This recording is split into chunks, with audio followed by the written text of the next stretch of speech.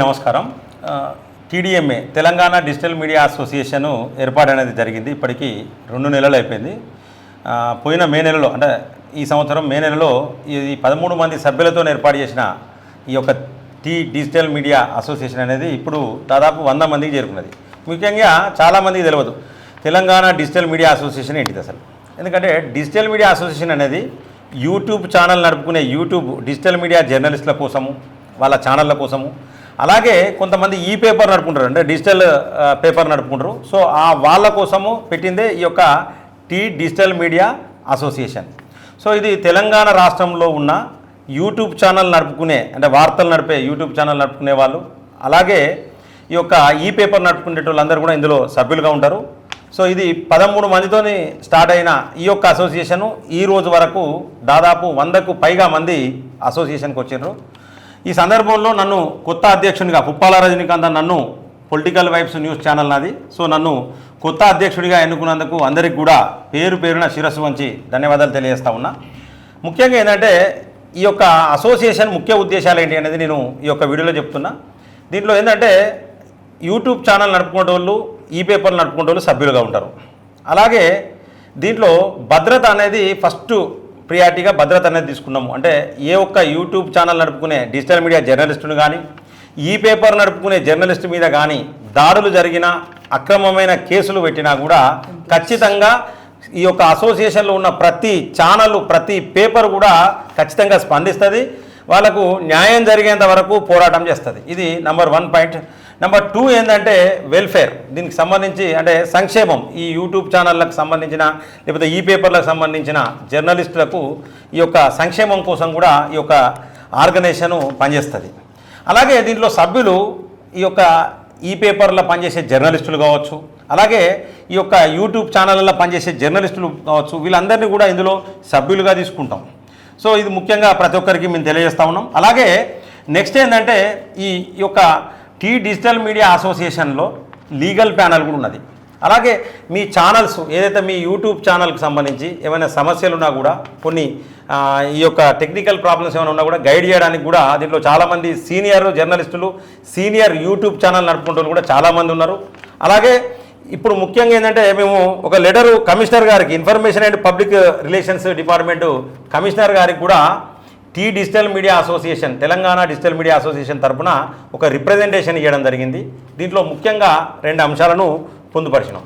Number 1 ఏంటంటే మమ్మల్ని కూడా జర్నలిస్టుగా గుర్తించాలి, నెంబర్ 1 పాయింట్. నెంబర్ 2 పాయింట్ ఏంటంటే హెల్త్ కార్డ్స్ ఇష్యూ చేయాలి. ఈ ముఖ్యంగా ఈ 2 అంశాల మీద ఈ యొక్క digital media association committee members అందరం కలిసి కమిషనర్ గారికి, ఈ ఐ&పి డిపార్ట్మెంట్ అంటే information and public relations department commissioner గారికి రిప్రజెంటేషన్ ఇవ్వడం జరిగింది. దీనికి గౌరవ సలహాదారులుగా బక్క జెడ్సన్ గారు, అలాగే అశోక్ గారు గౌరవ సలహాదారులుగా ఉన్నారు. ఇప్పుడు ఈరోజు కొత్తగా ప్రధాన కార్యదర్శిగా ఓకే టీవీ శ్రావ్య గారిని ప్రధాన కార్యదర్శిగా తీసుకోవడం జరిగింది. అలాగే ఈరోజు కొత్తగా తీసుకున్న వైస్ ప్రెసిడెంట్లలో కేఆర్ టీవీ క్రాంతి గారిని, అలాగే శివరాం రెడ్డి గారిని, జిఎస్ఆర్ టీవీ శివరాం రెడ్డి గారిని తీసుకోవడం జరిగింది. ఇంకా గిరీష్ గారిని ఈరోజు ట్రెజరర్గా గిరీష్ గారిని తీసుకున్నాం. మేనం షాము ప్రజా వాయిస్ స్టేట్ ఎగ్జిక్యూటివ్గా, ఎక్స్రే టీవీ వెంకటరెడ్డి గారిని కూడా స్టేట్ ఎగ్జిక్యూటివ్గా ఈరోజు తీసుకోవడం జరిగింది. మహేష్ గాడ్సే గారిని జాయింట్ సెక్రటరీగా తీసుకోవడం జరిగింది. ఇక ముందు కూడా ప్రతి జిల్లాలో కమిటీలు ఇస్తాం. వరంగల్ జిల్లాలో కూడా కమిటీ స్టార్ట్ అయింది. మిగతా ప్రతి జిల్లాలో, ఉమ్మడి జిల్లాలలో ఫస్ట్ మొట్టమొదటిగా ఉమ్మడి జిల్లాలలో కమిటీ చేసేందుకు కూడా ఈ యొక్క ఆర్గనైజేషన్ సిద్ధంగా ఉన్నది. దీనికి సంబంధించిన సలహాలు, సూచనలు ఎవరు చేయాలనుకున్నా దయచేసి టీడీఎంఏకి సపోర్ట్ చేయండి, టీడీఎంఏకు సలహాలు, సూచనలు ఇవ్వండి. అలాగే బాధితులు ఎవరున్నా కూడా ఈ టీడీఎంఏ అసోసియేషన్ సంబంధించి ఛానల్స్ అన్నీ కూడా మేము మా యొక్క యూట్యూబ్ ఛానల్లో డిస్ప్లే చేస్తాము. సో దాని ద్వారా మీరు మీ యొక్క సమస్యలను కూడా, మా ఫోన్ నెంబర్ కూడా డిస్ప్లే చేస్తాము. సో మీ సంబంధించిన సమస్యలను కూడా మా యొక్క టీడీఎంఏ అసోసియేషన్కు మీ సమస్యలను కూడా ప్రజలు నేరుగా తెలిపవచ్చు. అలాగే దీనికి సంబంధించి ఒక కార్యాలయాన్ని కూడా, ప్రెస్ క్లబ్ ఎట్లయితే ఉన్నదో టీడీఎంఏకి సంబంధించిన ఆఫీస్ కూడా ప్రెస్ మీట్లు పెట్టుకునేందుకు అతి తొందరలో కూడా ఆ యొక్క కార్యాలయాన్ని కూడా మేము ప్రారంభించడానికి సిద్ధంగా ఉన్నామని తెలుపుకుంటూ సెలవు తీసుకుంటున్నాను. జై హింద్. అందరికీ నమస్కారం అండి. తెలుగు ప్రజలకి, తెలంగాణ ప్రజలకి, అండ్ అలాగే తెలంగాణ ముఖ్యమంత్రి వర్యులు రేవంత్ రెడ్డి గారికి, క్యాబినెట్ మంత్రులకు, ఇటు బీజేపీ పార్టీ అధ్యక్షులు మంత్రులకు, అలాగే బీఆర్ఎస్ పార్టీ అధ్యక్షులు కేసీఆర్ గారికి, కేటీఆర్ గారికి, హరీష్ రావు గారికి అండ్ అలాగే తెలంగాణ ప్రజలందరికీ కూడా నమస్కారం. సో ఈరోజు చాలా సంతోషంగా ఉంది. నూతన అధ్యక్షుల్ని మేమందరం కలిసి ఎన్నుకోవడం జరిగింది. పుప్పాల రజనీకాంత్ గారు, TDMA Telangana digital media association. దీని అర్థం ఒకటి TDMA అసోసియేషన్ డిజిటల్ మీడియా యొక్క క్షేమం ప్లస్ సంక్షేమం, ఈ రెండే మా ఆయుధాలు. అంటే TDMA అసోసియేషన్లో ఉన్నంతసేపు క్షేమంగా ఉంటాము అండ్ అలాగే సంక్షేమంతో కూడా ముందరికి వెళ్తాము. ఈ రెండు ప్రధాన ఎజెండాలతో ప్రభుత్వానికి, ఇటు ప్రతిపక్ష నాయకులందరికీ కూడా వినతి పత్రాలు అతి త్వరలో అందజేస్తాము. సో దయచేసి డిజిటల్ మీడియాలో పనిచేసేటువంటి ఛానల్స్కి అండ్ అలాగే ఛానల్లో ఉన్నటువంటి ఎంప్లాయీస్కి, ముఖ్యంగా ఎంప్లాయీస్కి కూడా హెల్త్ కార్డ్స్ ఇష్యూ చేయాలి అండ్ అలాగే జర్నలిస్టుగా గుర్తించాలి. ఎందుకంటే అక్రెడిటేషన్స్ గురించి మేము ఎందుకు అడగట్లేదు అంటే, ప్రజలందరూ ఎప్పుడో గుర్తించారు. అసలైన అక్రెడిటేషను మా యూట్యూబ్ ఛానల్స్కి అదే. కానీ దానికంటే ముందు కూడా హెల్త్ కార్డ్స్ అనేవి చాలా ఇంపార్టెంట్. అండ్ అలాగే ఎప్పుడైతే ప్రభుత్వం దృష్టికి కొన్ని సమస్యలు తీసుకొచ్చినప్పుడు అక్రమ కేసులు వాళ్ళకు అనుకూలంగా లేనందుకో, వాళ్ళకు అనుకూలంగా వార్తలు వేయట్లేదనో, లేకపోతే వాళ్ళ యొక్క పైశాచిక ఆనందం పొందడం కోసం చాలామందిని యూట్యూబ్ ఛానల్స్ని కావచ్చు, పేపర్స్ని కావచ్చు ఇబ్బంది పెడతా ఉన్నారు. ఎక్కడిదక్కడ అష్టదిగ్బంధనం చేస్తూ ఉన్నారు, పోలీసులతోటి బెదిరిస్తూ ఉన్నారు, లేకపోతే అనేక బెదిరింపు కాల్స్ చేస్తూ ఉన్నారు.